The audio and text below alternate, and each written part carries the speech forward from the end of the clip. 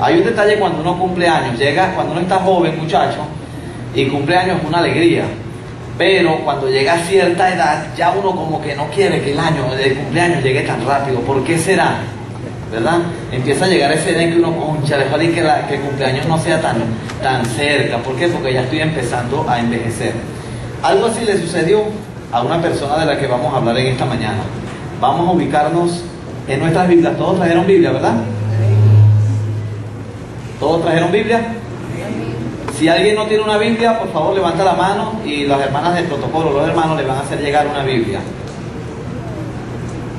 Chévere. Una sola persona no tiene Biblia, todos los demás. Ajá, por acá tenemos también al hermano Hilario que no tiene Biblia. Mantén la mano levantada, ¿varón? Ajá. 2 Biblias necesitamos. Se nos acabaron las Biblias. Bueno, chévere. Eso quiere decir que tenemos bastantes personas en la iglesia hoy que nos están visitando. Bienvenidos todas las personas que nos están visitando. Damos gloria a Dios por todas las cosas. Abrimos nuestro díptico. El título del mensaje de hoy es Cuando el pecado hace que la gloria de Dios se vaya.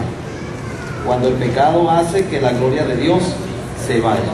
Y vamos a abrir nuestras Biblias en el primer libro de Samuel. Escúchenme bien, primer libro de Samuel, no primera de Samuel. Cuando hablamos de los libros del Antiguo Testamento, no se dice primera de Reyes, primera de Crónicas, primera de Samuel, no. Son libros y como tal se les llama libro. Primer libro de Samuel. Cuando hablamos del Nuevo Testamento, son epístolas, digamos cartas, ¿verdad? Pensamientos, correcciones que iban a través de una epístola, de una carta. Y se le llama entonces primera de Corintios, primera de Timoteo, siempre es primera, pero en el Antiguo Testamento le llamamos primer libro, ¿ok? Primer libro de Samuel, nos vamos a ubicar en el capítulo 2 y vamos a empezar nuestra lectura allí. Capítulo 2, versos 12 al 17. Y vamos a estar leyendo, no vaya a cerrar su vida, la vamos a mantener allí. Quiero darle una breve historia del primer libro de Samuel. Como ya todos sabemos, el primer libro de Samuel lo escribe Samuel, el profeta, el muchachito que una mujer ofreció antes de estar embarazada, lo ofreció a Dios. Dijo, Dios mío, si me concedes la oportunidad de tener un hijo, te lo consagraré a ti. Y Dios concedió a ella su petición, ella tuvo su hijo y ella lo consagró a Dios. Cuando era un niño lo llevó al templo y lo entregó en manos del sacerdote Elí y dijo, he hecho una promesa a Dios y dije que si él me concedía un hijo, yo se lo iba a consagrar a él. Es mi único hijo, aquí está, y vengo en esta mañana, en esta tarde, o no sé qué día, en qué horario fue, pero quiero entregarlo en tus manos y a la vez en las manos de Dios para que sea formado conforme a la promesa que yo hice, en las manos de Dios. Así lo hizo ella. Todo marchó muy bien, todo fue excelente. Cuando leemos el primer libro de Samuel, antes del primer libro de Samuel tenemos el libro de Ruth. Ruth es la historia que sucede en tiempo de los jueces, ¿verdad?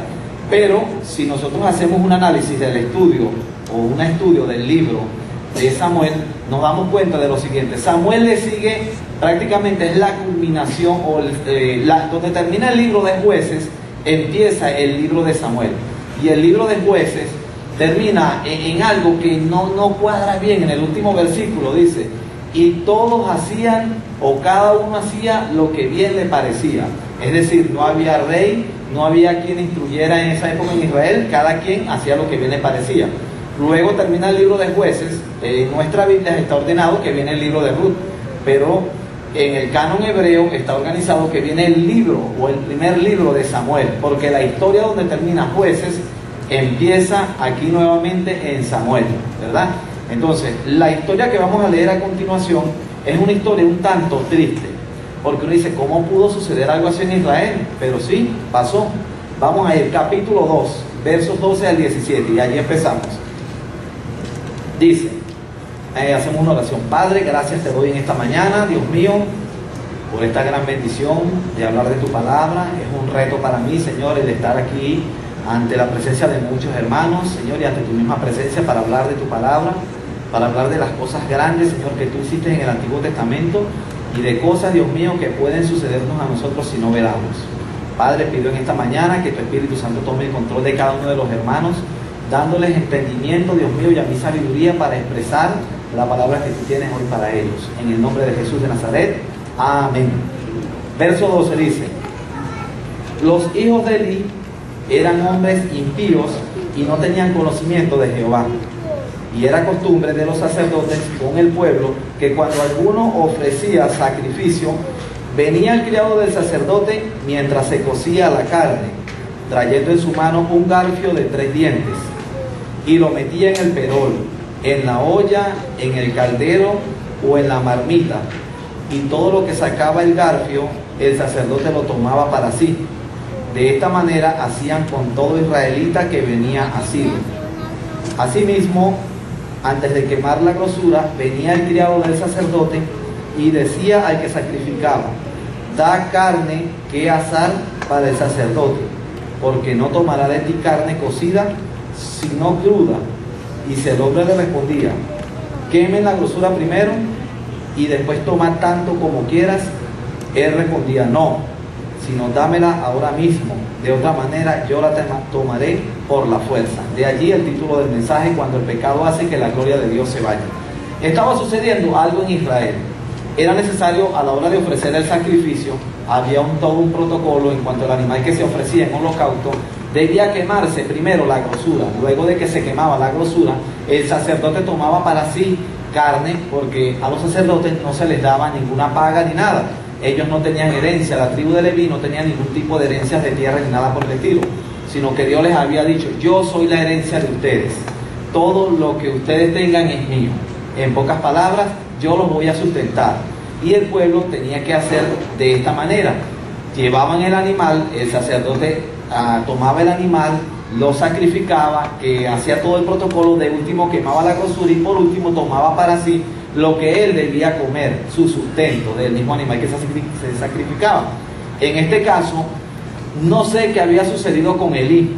Elí era el sacerdote de la época. Aquí vemos la falla de un hombre, ¿verdad? Un gran pecado que el hombre había cometido. Al parecer, nunca Elí se había tomado tiempo para instruir a sus hijos en el camino de Dios. Pero sus hijos, según el orden sacerdotal, también tenían que ver con el sacerdote. De hecho, Elí ya estaba anciano. Los hijos estaban ofreciendo todos los animales, estaban haciendo todo el trabajo de un sacerdote en la presencia de Dios, pero eran hombres que lamentablemente no conocían de Dios. Una persona ejerciendo un cargo, estando en un puesto de autoridad y no conocía a su jefe, digámoslo de esta manera, no sabía a quién servía ni qué estaba haciendo. Ellos, dice el versículo 12, los hijos de Elí eran hombres, dice ¿cómo? Impíos. ¿Se entiende bien el término impío? Una persona que no practica la piedad, ¿verdad? A veces dicen impío es el hijo de un cristiano que no se ha convertido. No, un impío es una persona que está practicando la impiedad, una persona que no es piadosa en tal caso. Y resulta que ellos estaban haciendo los oficios de la casa de Dios, pero eran personas impías. Y este pecado de su impiedad, en cuanto al desorden que ellos tenían en ofrecer los sacrificios en la presencia de Dios, ya había colmado la paciencia de Dios. Ellos habían roto con todas las cosas y estaban pasando por encima. Nadie podía hacer nada, porque incluso cuando un sacerdote exigía: no puedo entregarte la carne que el sacerdote quiere hasta que se queme la grosura, dice la Biblia, ellos lo tomaban por la fuerza. Es decir, pareciera que los hijos de Elí habían creado como una especie de mafia a su alrededor, donde todas las personas temían y hacían lo que ellos ordenaban en ese momento. Esto había llegado a la presencia misma del Señor. Pero vemos algo muy importante, aparte del caso de Elí. Vamos a ir rápidamente. En el mismo capítulo, el verso 22. ¿Qué hacía Elí? El sacerdote de la época y padre de esos muchachos que estaban llevando a la autoridad. Capítulo 2, versos 22 al 25. Dice: pero Elí era muy viejo y oía de todo lo que sus hijos hacían con todo Israel, y cómo dormían con las mujeres que velaban a la puerta del tabernáculo de reunión. Y les dijo: ¿por qué hacéis cosas semejantes? Porque yo oigo de todo este pueblo vuestros malos procederes. No, hijos, dice, no, hijos míos, porque no es buena fama la que yo oigo, pues hacéis pecar al pueblo de Jehová. Si pecare el hombre contra el hombre, los jueces le juzgarán. Mas si alguno pecare contra Jehová, ¿quién rogará por él? Pero ellos no oyeron la voz de su padre, porque Jehová había resuelto hacerlos morir. fíjense ustedes, el padre, yo veo una indulgencia en el caso de Elí, porque la palabra no era una palabra con autoridad, era una palabra como una palabra complaciente, como muchachos, tratemos de restituir las cosas, yo creo que sí podemos cambiar. No era un hombre que decía, basta, ustedes no siguen en el sacerdocio, ustedes no están haciendo las cosas bien, esto no puede continuar de esta manera. Sin embargo, él era complaciente en todas las cosas. Como no había una autoridad en él, fíjense lo que los muchachos hacían. En la puerta del templo estaban adulterando con las mujeres. En la puerta del templo donde Dios se podía manifestar, allí estaba el pecado. ¿Cómo no iba esto a desagradar a Dios? Cuando a veces tenemos personas dentro de la iglesia que pudieran ejercer cargos y no están respetando la autoridad de Dios, están pasando por encima de todos los principios bíblicos establecidos. En este caso, Elí trató de persuadir, mas no hizo su mejor trabajo en cuanto a como padre, número uno, y como sacerdote, que tenía más autoridad que como padre, debía haber hecho. ¿Saben qué se merecían los hijos de Elí? Ser sacados y apedreados, porque así lo establecía la ley. ¿Y quién debía ejercer esto? El sacerdote de la época. Pero como eran sus hijos, no lo hacía. Había complacencia o condescendencia con el pecado de ellos. Entonces Elí estaba formando parte de toda la perdición que estaba viendo en Israel. Tanto así que el mismo pueblo se había descarriado. Nadie hacía nada, todo el mundo hacía lo que bien le parecía. Rápidamente vamos a ir a otro texto. Dios envía a un hombre, capítulo 2, verso 27 al 36. Dios, como siempre, tiene cuidado de nosotros y trata de mostrarnos lo que se está haciendo mal. Verso 27 nos dice, ¿lo tienen? Y vino un varón de Dios a Elí y le dijo, así ha dicho Jehová, ¿no me manifesté yo claramente a la casa de tu padre cuando estaban en Egipto en casa de Faraón? Y yo le escogí por mi sacerdote entre todas las tribus de Israel, para que ofreciese sobre mi altar y quemase incienso y llevase efod delante de mí. Y di a la casa de tu padre todas las ofrendas de los hijos de Israel. ¿Por qué habéis hollado mis sacrificios y mis ofrendas? En pocas palabras, ¿por qué las han pisoteado? ¿Por qué están destruyendo lo que yo hice? Dice, que yo mandé a ofrecer en el tabernáculo y has honrado a tus hijos más que a mí. Fíjense lo que había hecho, honraba a sus hijos más que a Dios. Estaba prácticamente idolatrando a sus hijos. Dice, engordándoos de lo principal de todas las ofrendas de mi pueblo Israel. Por tanto, Jehová el Dios de Israel dice, yo había dicho que tu casa y la casa de tu padre andarían delante de mí perpetuamente. Mas ahora ha dicho Jehová, nunca yo tal haga, porque yo honraré a los que me honran, y los que me desprecian serán tenidos en poco. He aquí, vienen días en que cortaré tu brazo y el brazo de la casa de tu padre, de modo que no haya anciano en tu casa. Verás tu casa humillada, mientras Dios colma de bienes a Israel, y en ningún tiempo habrá anciano en tu casa. El varón de los tuyos que yo no corte de mi altar será para consumir tus ojos y llenar tu alma de dolor. Y todos los nacidos en tu casa morirán en la edad viril. Y te será por señal esto, que acontecerá a tus dos hijos, Ofni y Fines, que ambos morirán en un día. Y yo me suscitaré un sacerdote fiel que haga conforme a mi corazón y a mi alma. Y yo le edificaré casa firme y andará delante de mi ungido todos los días. Y el que hubiere quedado en tu casa vendrá a postrarse delante de él por una moneda de plata y un bocado de pan, diciéndole, te ruego que me agregues a alguno de los ministerios para que pueda comer un bocado de pan.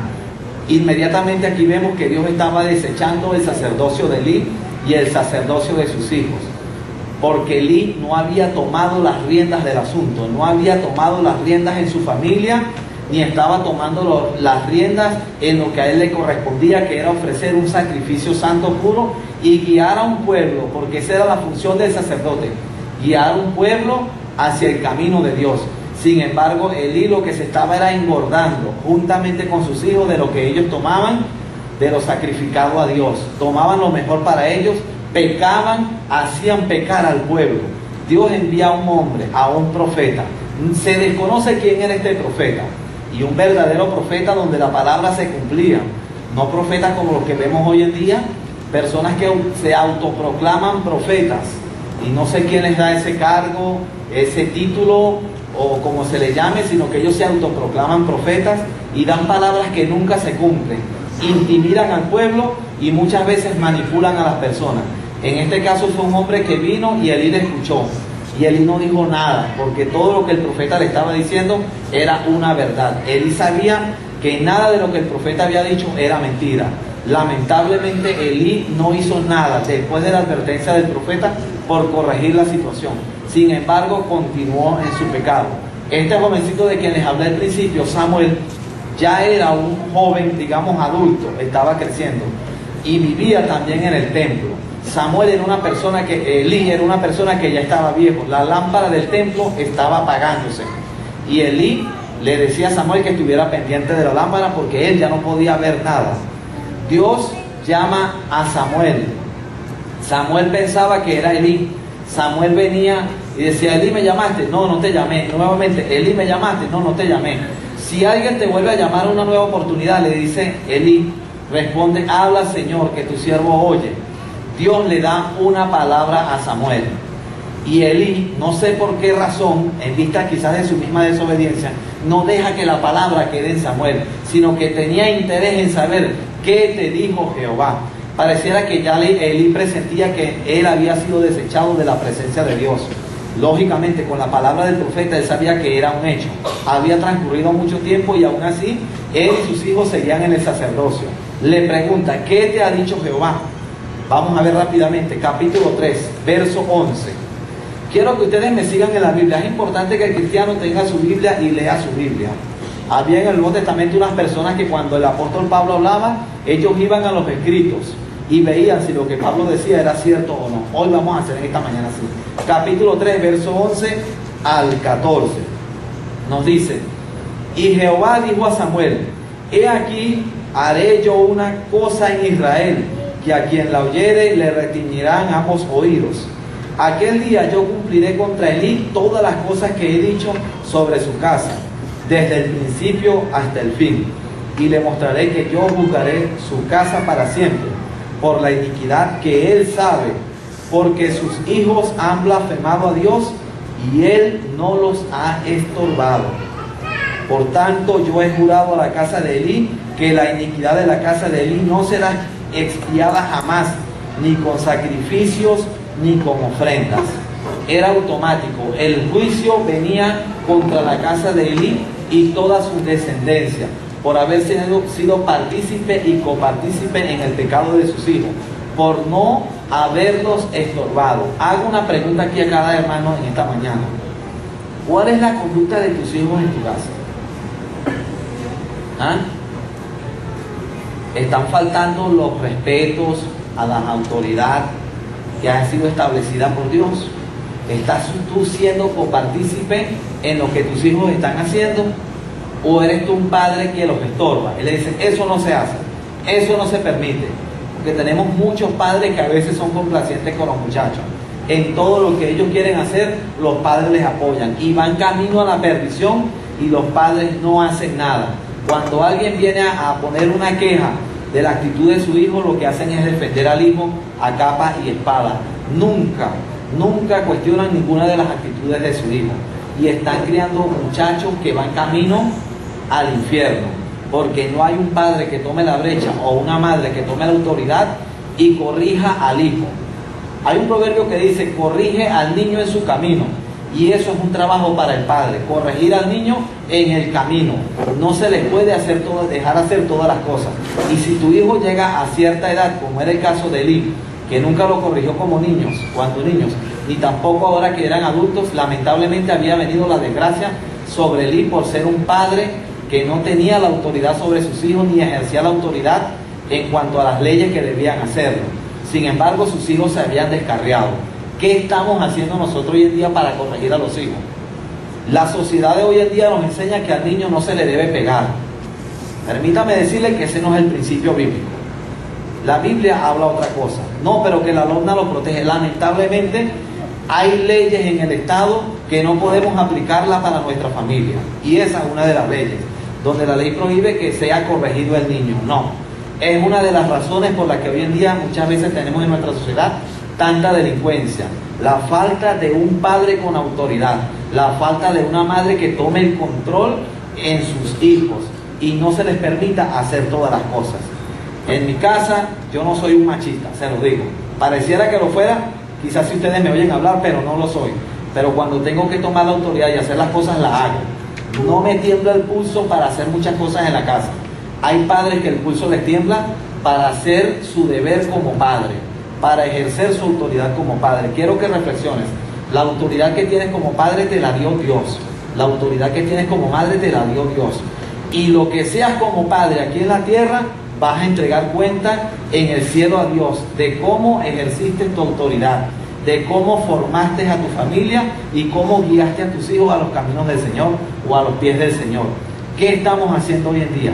Fíjense el cumplimiento de todas las cosas que tanto el profeta le había dicho a Elí, como el cumplimiento de lo que Dios le revela o le muestra a Samuel, y Samuel se lo manifiesta a Elí. Capítulo 4 del mismo libro, primer libro de Samuel.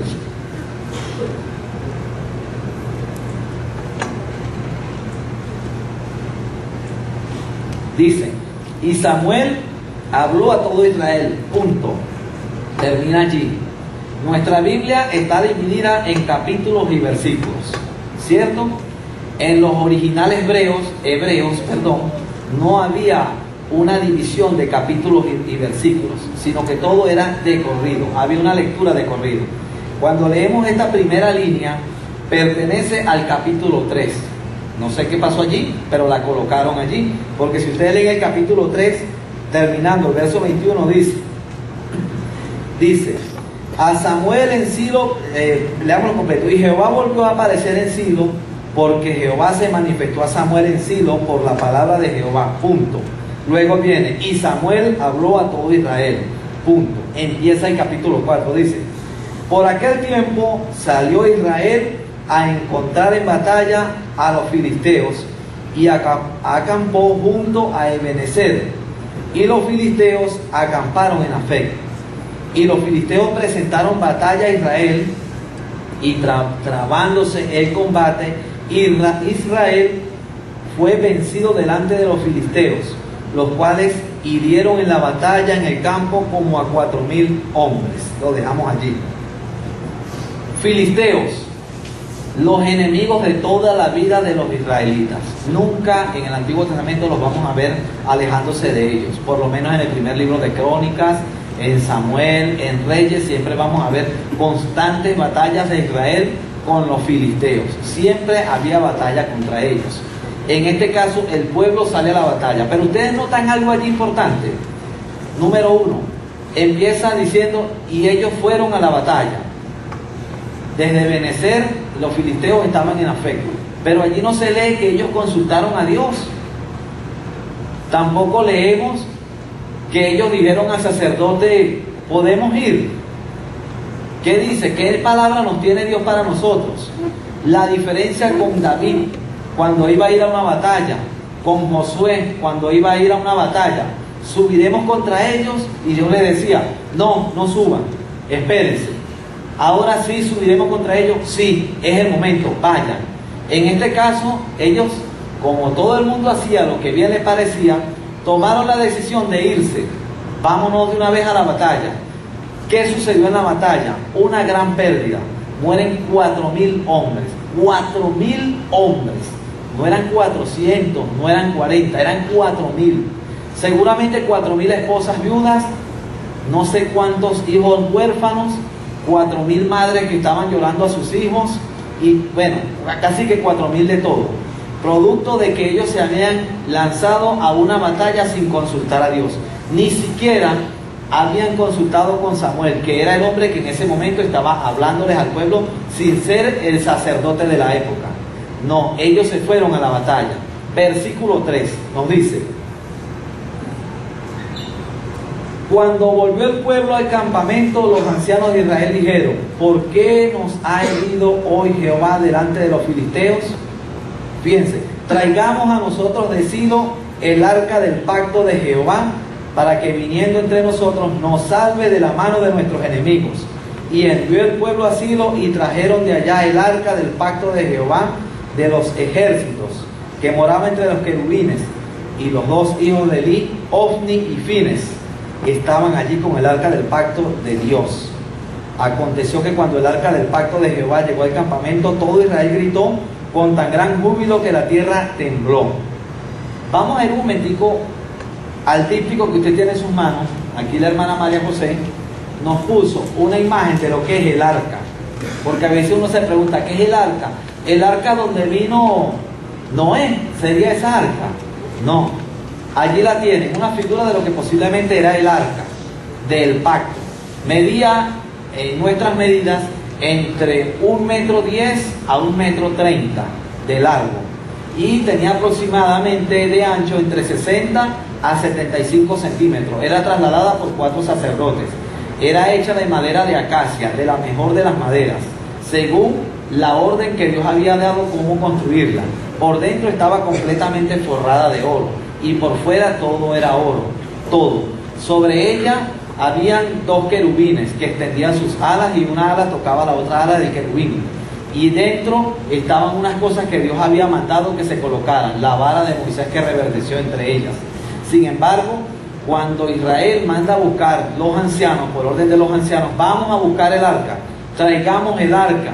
¿Por qué? Había una creencia de ellos. Se habían apartado tanto de Jehová, la palabra de Jehová escaseaba en aquellos días, que ellos habían hecho del arca un amuleto de la buena suerte. Es decir, subimos a pelear sin llevarnos el arca. Es como cuando una persona acostumbra a salir de su casa y a presignarse. Entonces, si no se hace la señal de la cruz, cree que le va a ir mal. Es como cuando un cristiano dice: yo, mira, si me levanto y no oro, me va mal en el día. De esas cosas a veces hacemos una especie de amuleto de la buena suerte, de que si no hacemos algo hoy, que todos los días hacemos, nos puede ir mal. En este caso, los judíos pensaban en eso. El pueblo de Israel creía que como habían salido sin el arca, entonces les había ido mal. Bueno, mandemos a buscar el arca. ¿Saben dónde estaba la fe de ellos? No estaba en Jehová, sino en el arca de Jehová. De allí el problema, cuando nuestra fe está puesta en las cosas de Dios y no en el Dios de las cosas. Cuando nuestra fe divaga, pensando que si no hacemos algo por nosotros mismos, entonces nos va a ir mal. Eso pasó con ellos en ese entonces. Pensaron: si el arca va con nosotros, la batalla está lista. Hicieron un estruendo, tanto así que los filisteos del otro lado del campo de batalla dijeron: wow, esto es impresionante. Trajeron uno de los amuletos, por decirlo así, que los sacó a ellos de Egipto, y ellos traen a sus dioses, y esos dioses trajeron plagas en Egipto. Listo, estamos vencidos, estamos destruidos, porque ellos veían la batalla como una batalla entre dioses, que era librada por ellos, pero quienes estaban realmente peleando eran los dioses. Ellos lo veían de esa manera. ¿Qué sucede? Cuando el arca llega, ellos celebran y festejan. No consultaron nuevamente ni a Samuel ni al sacerdote de la época, sino que inmediatamente se van a la batalla. Vamos a ir rápidamente. Capítulo 4, versículo 10.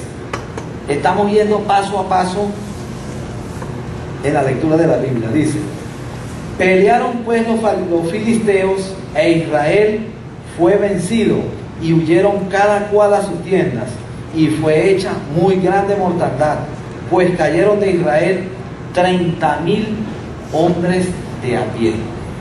No era una cifra vaga, 30,000 hombres. Pudimos haber titulado este mensaje: el día en que murieron 34,004 personas, porque la Biblia nos habla de eso. 34,004 personas. 4,000 primero, 30,000 ahora. ¡Wow! Una mortandad increíble. ¿Dónde enterrar tantas personas? ¿Qué cantidad de hoyos, o la inmensidad de un hoyo para meter qué cantidad de cuerpos? ¿Ah? Todo por no haber escuchado la palabra de Jehová. Todo por haber puesto la confianza, en vez de Dios, en las cosas de Dios. Allí radicaba el problema. Ellos creían que con traer el arca y aparte traer a los dos hijos de Elí, la batalla estaba ganada. Pero estaban trayendo juntamente con el arca el pecado de todo el pueblo, porque traían a los hijos de Elí, que eran los más pecadores, los que comían lo que querían de lo sacrificado a Dios, y aparte de eso fornicaban y adulteraban en las puertas del tabernáculo. Allí estaban ellos cometiendo ese gran pecado. Continuamos en la lectura, verso 11. Dice: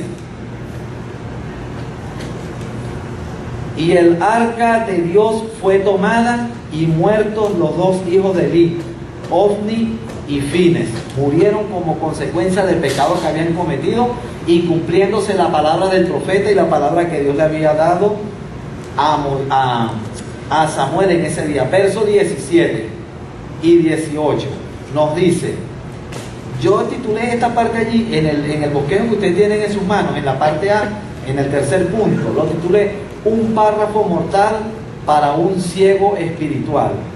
Vamos a ver por qué. Verso 17 nos dice: y el mensajero respondió diciendo, Israel, ya antes de esto, déjenme ir un momentico a explicarles esto. Cuando Israel pierde la batalla, sale un hombre casi desnudo, con tierra en su cabeza, llega corriendo al pueblo de Silo y da las noticias antes que al sacerdote, que era Elí, se las da al pueblo. Elí oye el estruendo y dice, wow, ¿qué está pasando? Él estaba ciego, ¿qué está sucediendo? Él estaba sentado en la entrada del camino. Por alguna razón el hombre no llegó por ese camino, sino llegó por otro sitio. Cuando el hombre da las noticias al pueblo, se desata un gran lamento y lloro. Luego el hombre viene a darle las noticias a Elí. Quien debía darse las primeras, se las da de último. Verso 17, y le dice, y el mensajero respondió diciendo, Israel huyó delante de los filisteos. Primera mala noticia. Israel huyó delante de los filisteos. Es decir, nos sobrepasaron. No pudimos con ella. Creo que el arca de Jehová nos falló. O quizás Dios no estuvo con nosotros, o algo está pasando. Continúa. Y también fue hecha gran mortandad en el pueblo. Los muertos sobrepasaron la cantidad de la batalla anterior. Creo que esta fue una de las oportunidades donde Israel pierde más hombres en una batalla. Tercera mala noticia. Y también tus dos hijos, Ofni y Fines, fueron muertos. Wow, alguien dijo, si las noticias son malas, matemos al mensajero. En este caso no había necesidad de matar al mensajero. El mensajero dio todas las noticias una seguida de la otra. Y no lo abrazó, no le pasó la mano, tengo una mala noticia que decirte, no sé cómo decírtela. No, tus dos hijos también murieron. Y el sacerdote Elí estaba recibiendo todo aquel balde de agua, yo no diría fría, sino caliente, casi que hirviendo dentro de sí. Tres malas noticias juntas, pero faltaba una cuarta, que era la peor. Y el arca de Dios ha sido tomada. Cuatro malas noticias en un párrafo. Y el arca de Dios ha sido tomada. Pusieron su confianza en los elementos y no en el Dios de los elementos. Verso 18. Y aconteció que cuando él hizo mención del arca de Dios, Elí cayó hacia atrás de la silla, al lado de la puerta, y se desnucó. Usa una palabra poco común.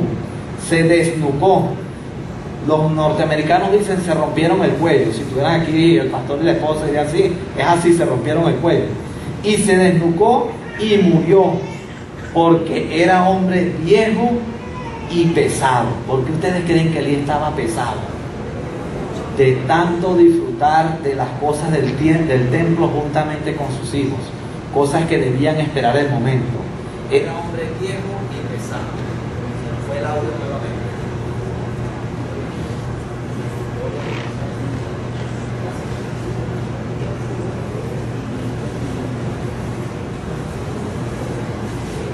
Gloria. Ahora sí. Porque era hombre viejo y pesado, cayó hacia atrás y se desnucó. Yo también diría, aparte de que él era ciego visualmente, o digamos mejor, ciego físicamente, también llegó a ser un ciego espiritual. Un hombre que nunca tomó las decisiones.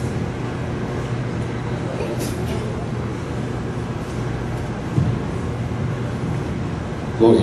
Un hombre que como nunca tomó las decisiones que debía tomar, pasó también a ser un ciego espiritual. Un hombre que lamentablemente había sido partícipe del pecado de sus hijos. Pero la cosa no termina allí. Esto continúa. Vamos a ir brevemente. Versículo 19 al 22. Y estamos terminando. Dice: y su nuera, la mujer de Fines, que estaba encinta cercana al alumbramiento, oyendo el rumor que el arca de Dios había sido tomada y muerto su suegro y su marido, se inclinó y dio a luz. Imagínense la forma de esas mujeres dar a luz en ese entonces, ¿no? Se inclinó y dio a luz. No fue a clínica, no existía nada de eso por el estilo. Gloria a Dios. Se inclinó y dio a luz. No era el tiempo en que la mujer debía parir, porque así se le dice en la Biblia, parir. Sin embargo, en ese momento le sobrevinieron los dolores a ella y dio a luz. Ahora, cuando ella está dando a luz, pasa algo un tanto extraño. Como no era el momento de dar a luz, dice, verso 20, y al tiempo que moría, le decían las que estaban junto a ella: no tengas temor, porque has dado a luz un hijo. Mas ella no respondió ni se dio por entendido. Y llamó al niño Icabod, diciendo que, hago un paréntesis aquí, ¿qué nombre para ese niño, no? Icabod, diciendo: traspasada es la gloria de Israel, por haber sido tomado el arca de Dios y por la muerte de su suegro y de su marido. Muriendo dijo: pues traspasada es la gloria de Israel, porque ha sido tomada el arca de Dios. ¿A qué punto había llegado el pueblo de Israel? Toda su confianza puesta en un arca. Digo que debimos haber puesto el mensaje de la muerte del día de los 34.004 personas, ¿verdad? Porque la mujer también estaba muriendo en ese momento recibiendo la noticia. Trágica noticia para todo Israel. Perdimos 34.000 hombres. 1. Perdimos al sacerdote Elí. 2. Perdimos a los 2 hijos de Elí. 3. Y ahora perdemos también a la esposa de uno de los hijos de Elí, a la nuera de Elí en este caso. Y aparte de eso, como algo más trágico todavía, tengo que ponerle a un niño un nombre no muy bonito. Traspasada es la gloria de Israel. O es decir, robada ha sido la gloria de Israel, porque en este día se nos llevaron el arca. Quedamos desamparados porque el arca se nos fue. Quedamos sin nadie. Ya Dios no va a estar con nosotros, porque los judíos o los israelitas pensaban que Dios era dentro del cajón, dentro de esa arca. Allí es donde está Dios. Si nos robaron el arca, se nos llevaron a Dios. ¿Sabían ustedes que la Biblia dice que Dios no habita en templo hecho por manos de hombre? El arca era un instrumento en el cual Dios simplemente se manifestaba. No era que Él vivía dentro del arca. Sin embargo, toda la confianza de ellos estaba en el arca. Mi pregunta para ti en esta mañana: ¿en quién está puesta tu confianza? Felicidades. En Cristo, en Él, no en los elementos, no en la iglesia, no en la esposa, no en los hijos. Tu confianza debe estar centrada en Dios y no en los elementos. Tenemos personas que a veces tienen su confianza puesta en la oración. No es que yo tengo que orar muchísimo, si no oro, algo sucede. No, tu confianza no debe estar puesta en la oración, sino en el Dios que responde tu oración. No debe estar puesta en el ayuno. Tu confianza debe estar puesta en Dios, no en ninguna de las cosas. Y de allí el grave problema en Israel. Como la palabra de Jehová escaseaba, la gente hacía lo que bien le parecía. Toda la confianza estaba puesta en un arca que tenían guardada en Silo. Silo fue erradicada como ciudad donde iba a descansar el arca. Después que el arca fue llevado allá, parece indicar todo que los filisteos acabaron con Silo. Nunca más el arca fue llevada a Silo. Allí termina la trágica historia de un hombre que debió hacer la voluntad de Dios, pero por ser un hombre, un padre indulgente, un sacerdote indulgente, todas las cosas se le vinieron encima y se metió en tremendo problema, tanto así que sus hijos mueren y toda su descendencia después de él también muere. ¿Cómo estamos llevando la autoridad nosotros en las cosas de Dios? ¿Qué autoridad estás ejerciendo dentro de la iglesia, donde se te ha puesto un cargo bajo tu responsabilidad? ¿Cómo estás tomando las cosas de Dios a la ligera? ¿No te importan las cosas de Dios? ¿No tienes cuidado con las cosas de Dios? ¿Eres irresponsable con lo que se te ha delegado, como lo hacía Elí? Estamos cayendo en eso. Debemos corregir nuestra actitud. Estamos a tiempo. Hoy Dios no corta a nadie de su presencia, pero en el cielo, cuando estemos en la presencia de Dios, va a haber algo, se le va a llamar el tribunal de Cristo. Allí vamos a estar nosotros los cristianos, los hijos de Dios, en el tribunal de Cristo. No en el juicio ante el gran trono blanco. El cristiano no va a comparecer en el juicio ante el gran trono blanco, pero sí vamos a comparecer ante el tribunal de Cristo. Y Dios va a pedir cuentas de cada uno de nosotros, de la obra que Él nos delegó para hacer y de cómo la hicimos. Si tu obra fuere pesada, ¿cuánto va a pesar? Pablo dice, seremos probados como por fuego, y pone un ejemplo. Si tu obra es de hojarasca, se va a deshacer, se va a quemar, y pone varios ejemplos. Si es de leña, de madera, ¿qué va a suceder? Se va a quemar, porque la madera se quema en el fuego. Pero tu obra tiene que ser procesada por Dios, y tienes que ser un obrero fiel, no un obrero como lo fue Elí, un hombre que nunca tuvo cuidado de las cosas de Dios. Hermanos, gracias les doy por la oportunidad que me dieron de hablar acerca de este mensaje.